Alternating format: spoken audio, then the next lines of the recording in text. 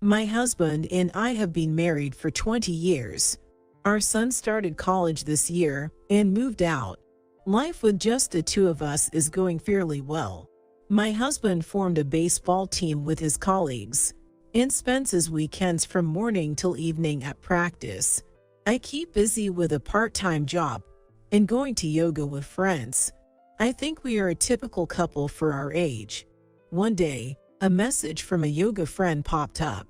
Hey, I'm at the train station right now. Isn't this your husband? With trepidation, I opened the photo to see my husband holding hands with another woman. My heart raced. He said he was going to practice for a game today. Could that have been a lie? My friend texted, "What will you do? Want to come here?" After some thought, I replied, "No, it's okay. I'll talk to him." What should I do? I'm scared to ask my husband. What if he really is cheating? Divorce at this age. Can I just pretend not to know and keep living peacefully as before? I found myself agonizing over these farts. Coming back to my senses, it was already 7 p.m. What's up? You're sitting in the dark. My husband, who had just come home, turned on the living room light and said with a bemused look, "Oh, sorry, I must have dozed off." When I tried to cover it up, my husband just laughed and started washing his workout clothes. That made me think he really had been at practice. Maybe that photo was just a mistake. Did you go anywhere else today besides baseball practice?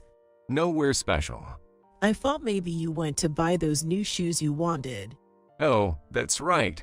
I haven't gotten around to that yet. The conversation ended there. He seemed as usual, so maybe the person in the photo was someone else, but I still had my doubts when he came home late from work or when he had to stay overnight on sudden business trips. When bad things start, they seem to keep coming. One day, on my way home from my part-time job, I stopped by the supermarket. Then, my phone rang. It was from my brother, David. It had been years since we last spoke on the phone. He told me that our father wasn't in good health.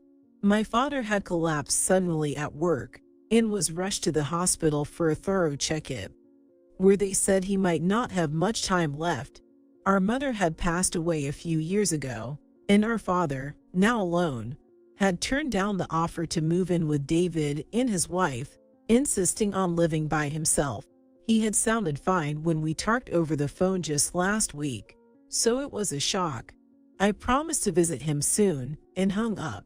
That night, when I told my husband about my father, he looked sad. So, your dad's not doing well. Don't worry about our home. Go see him. He was kind about it. Encouraged by my husband, I went to see my father the next day. I just got dizzy all of a sudden and couldn't get up. Guess I can beat aging. Sorry to worry you. My usually loud father spoke weakly. Something wrong? Did you have a fight against your husband? I panicked when my dad asked. He gave a wry smile. You're like your mom, keeping things inside. We don't know what the future holds, so live as you feel. Parents are happy seeing their kids' smiles. That struck a chord with me. I wanted to talk more, but he said he was tired, so I decided to leave for the day. It was only about 15 minutes, but it brought me to tears seeing how weak he had become. While waiting for my tears to stop on a sofa near my dad's hospital room, a man in a white coat sat next to me. "Excuse me, but are you his daughter? I'm in charge of his care." The doctor in charge of my father addressed to me. I hastily wiped my tears. "No rush, take your time. It must have been a shock. Any questions?" He kindly answered my questions about my dad's condition and what to expect. He stayed with me until a nurse came to call him, which was very soothing. Then I went home and decided to talk to the friend who had sent me the photo. I was worried I'd caused you unnecessary pain. I'm sorry. No, I'm glad you told me. I'm finally ready to face my husband's infidelity, but I have no clue what to do. She laughed reassuringly and said, Actually, my husband is a lawyer. Let me ask him for you. I felt relieved. She quickly gave me the details of a detective agency and even offered to go with me if I felt anxious. Meanwhile, I was busy with visiting my dad and working part-time. At the same time, my husband said he was getting busier with work, with more late nights and business trips. His suspicious behavior made me anxiously await the investigation results. 2 weeks later, at the detective agency, the investigator hesitantly said, "It's clear-cut," allowing me to face reality without turmoil. In fact, I felt a sense of relief. After seeing some of the numerous photos and hearing the explanation of his activities over the past 2 weeks, and listening to the audio recordings, it was indeed awful.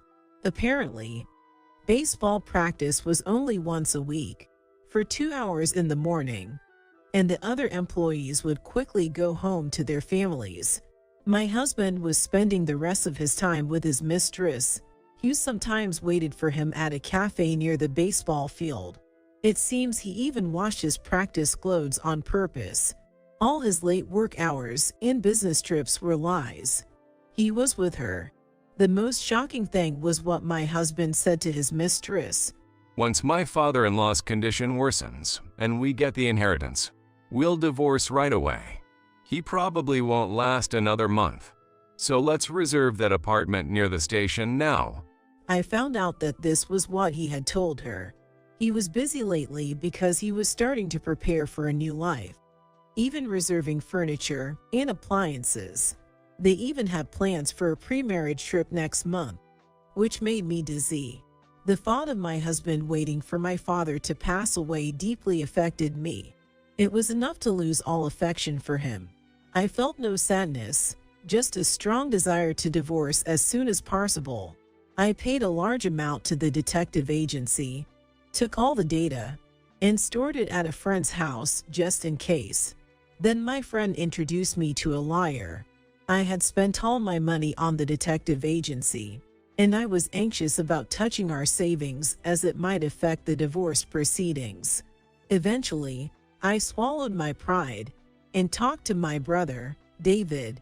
David scolded me for not consulting him sooner, but kindly offered to lend me the money for the lawyer.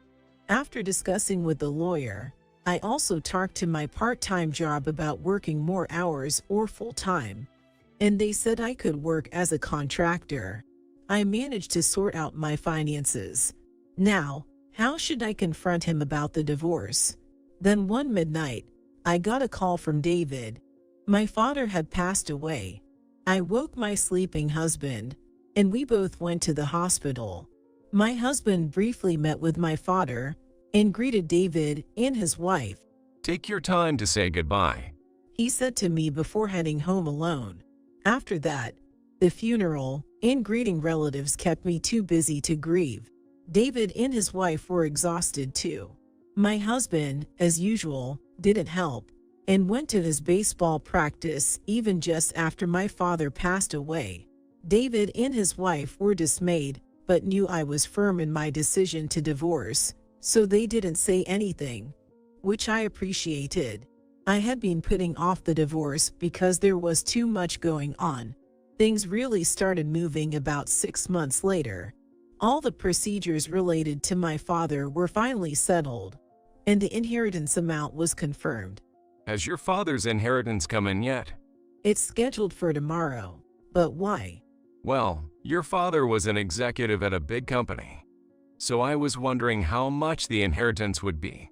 I heard it's around $700,000. My husband looked surprised. That much? He must have saved a lot. I got a call from the lawyer today saying everything is ready. It will be transferred tomorrow, so let's go out for something nice to eat. I emphasized the transfer happening the next day with a smile.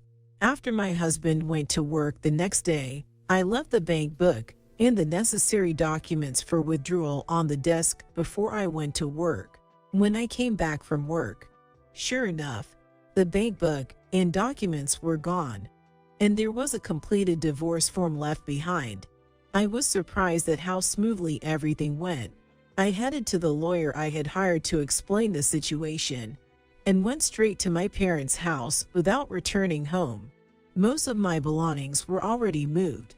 What to do with the shared items at our house, we would decide later. Since the divorce form was submitted, and my ex-husband and his mistress would probably live there, I won't be contacting him anymore. 3 days later, my ex-husband called. What the hell is going on? There's no money in the account. Where did the inheritance go? And where are you? I deliberately match his tone. The inheritance is mine. Why should you use it? It seems he was back at our house. I need to contact the lawyer immediately. Why isn't the $700,000 in your account? Did you take my bank book? I was planning to change the account for direct deposit for my salary. I intended to use the dormant bank account. Don't joke with me. We're married, so it's shared property. Give it to me. My ex-husband yelled over the phone. The inheritance is personal property, not shared. Besides, I've already filed for divorce, so we're not married anymore. Don't contact me again. You can live with your mistress at our house. It's fine by me. Bye. After saying that, I could hear my ex-husband gasping on the phone, and I hung up unilaterally. I immediately informed the lawyer's office of my ex-husband's whereabouts. I ignored all incoming calls from him. Many times over, reflecting on the tough year I had endured, I marveled at how peaceful I felt now. One day, I was surprised by the sheer number of messages and checked each one.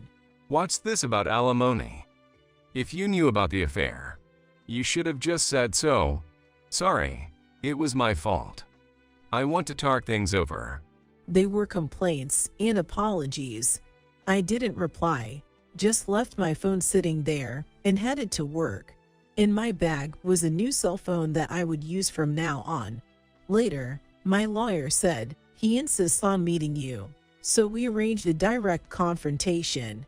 I chose a public place because I didn't want to meet somewhere secluded. My ex-husband and his mistress arrived on time. He looked tired. It had been about a month since I last saw him. This was my first time seeing the mistress in person. She was a cute young woman in her mid-20s, dressed casually, working at a pastry shop.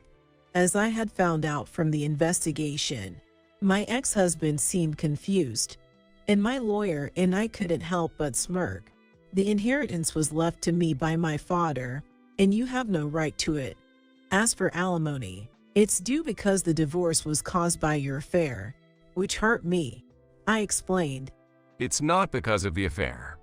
It's a mismatch of personalities. Besides, you didn't initiate the divorce. I did, so the affair shouldn't matter. My ex-husband argued. I didn't think you lacked common sense to this extent. A person at fault can't initiate a divorce. It's not about who starts it. You're at fault because you had the affair. And I will also claim alimony from her. She exclaimed, "What? Why should I pay?" and stormed out of the cafe, grabbing her purse. The other customers turned their attention to our table, but the lawyer assured, "We know where she works, so it's all good," making my ex-husband go pale. You know, that girl is quite strong-willed. When we were having the affair, she was such a sweetie. Always smiling, and she would cry saying she's sad when it's time for me to leave. My ex-husband began to ramble, making excuses, which was awkward to respond to. Her cooking isn't good, and she's so demanding. It was cute before, but it's been quite a hassle since we get married. He continued to complain about her, revealing their issues. And they've only been married for about a month. I've realized something. I've always been comparing her to you. You were good at housework, cooked delicious meals, and always waited for me to come home. Can we start over? I was appalled at my ex-husband's words, and even the lawyer was at a loss for words. It's out of the question. I can't trust you at all. My ex-husband kept begging for another chance. After all, There was about a month from when my father got sick until he passed, but you never visited once. You were cheating even when I was going through such a hard time. And after he died, all you could think about was the inheritance, right? There were several attempts to open the bank book. You probably planned to take it and leave the filled-out divorce papers once the inheritance came in. My ex-husband started shaking as I laid out the facts. You're probably thinking you won't have to pay alimony if we remarry, right? At that, my ex-husband fell silent. It was a sore point, and he seemed to crumble in shame. If there's nothing more to say, I'm leaving. You're the most important person to me. Please, let's start over. He pleaded in tears. Stop. It's embarrassing. You're newlyweds, so you should talk it over with her. Actually, she's been cheating on me. Seems like she married me for my money. My ex-husband broke down and cried. I left him crying, grabbed the bill, and the lawyer and I walked out of the cafe. Later, as both of them were making a fuss about not paying alimony, I called my in-laws for advice. It had been a while since I spoke to my distant in-laws, whom I had thanked for attending my father's funeral. It turned out my ex-husband hadn't told his parents anything about the divorce or his remarriage. My in-laws were shocked, so I gave up relying on them.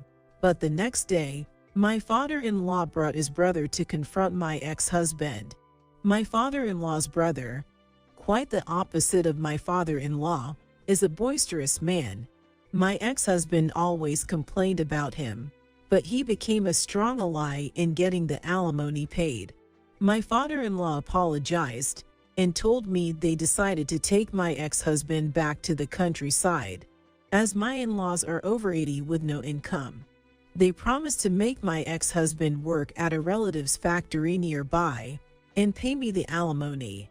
As for the mistress, she had unilaterally handed him a divorce notice. When I reluctantly contacted her workplace, I ended up talking to a woman claiming to be the store manager, who informed me of the shocking truth. The person the mistress was accused of cheating with was the store manager's husband. She assured me, I'm preparing to sue. Don't worry, we won't let her get away. True to her word, a few months later, the alimony was deposited. When I went to her workplace to express my thanks, the mistress was nowhere to be found. I learned that she's now working multiple jobs to pay off the alimony, and at this time, she was at a nearby construction site. Out of curiosity, I took a look and saw the mistress, her pretty face bare of makeup, sweating, and being scolded by an older man while working. She must owe a substantial amount of money. I believe she's facing the consequences of destroying someone's home. My son was quite surprised when I told him about the divorce, but he said, "It's your life, Mom. You should do what makes you happy," which was a relief. I still want to cherish each day as it comes,